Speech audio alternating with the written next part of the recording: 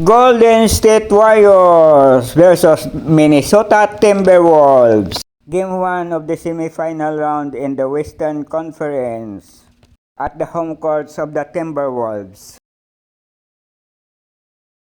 Edward to Gobert. Gobert under the basket and dunked in the front of Butler.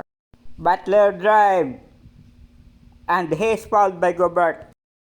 Free throw number 1 is good. Free throw number 2 is also good. Edwards drive between two guards, good, and he was fouled. One free throw. Bonus free throw is good. Butler goes inside, kick out to Piton, and he scores for 3. Edward jumps in the far right and he scores. Buddy Hield answers with his 3 points also.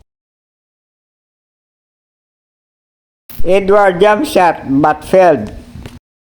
The Warriors won the game 99-88 without Curry because of a hamstring injury. But Draymond Green, Butler, and Hield do a good job to secure this win.